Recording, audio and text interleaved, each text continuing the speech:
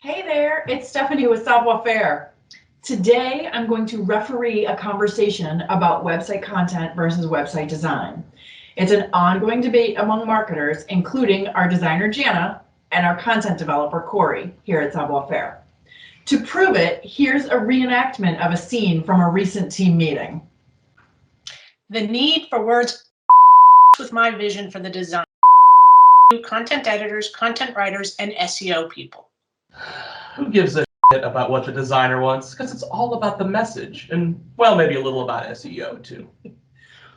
One thing we all agree on, though, is that we're aiming to please Google first and foremost, because the search engine's ultimate goal is to give searchers the best answers, as determined by Google, to their questions. But as it turns out, Google looks at more than just the words on the page to determine those best answers. That means we need to create clear strategic content and an exceptional user experience, which involves both design and how a site is built. Then we follow up with measurement and analysis to confirm that the content and the design play nice together and give both Google and actual human web visitors easy access to what they need. That's how we approach the Savoir Faire website and the websites we create for and manage for our clients.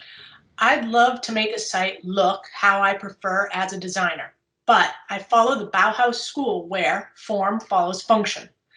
The way something looks should be determined by its purpose. For a website, that means how users interact with the site and what they need to find. A minimalist approach makes sense today, as people want their information as quick and easy as possible. However, going back to the Bauhaus school, if a lot of text is necessary to convey the information users need, then the design should let the content take the lead. Today, pages with more content do well from an SEO standpoint. Pages that have well-written how-to content that are frequently updated resonate with both Google and actual human beings. However, I do agree that pages with thousands of words can become overwhelming to the reader if there's not a successful collaboration between design and content. There's a fine line in delivering depth of information while making sense and pleasing the eye. One of the biggest frustrations for a designer is a long block of text and no direction for how to break it up into eye-pleasing nuggets. Content creators should consider what white space will look like and ask themselves, how can bullets, headlines, or other elements break up the gray blob of content?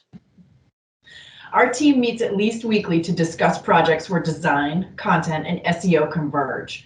We collaborate to find ways to make everyone happy, and that includes the designer, the content creator, Google, the actual human audience, and most importantly, the client.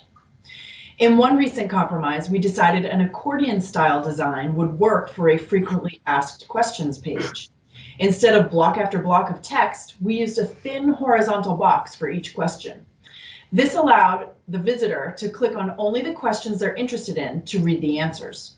The content is still on the page, so it satisfies Google without overwhelming the user.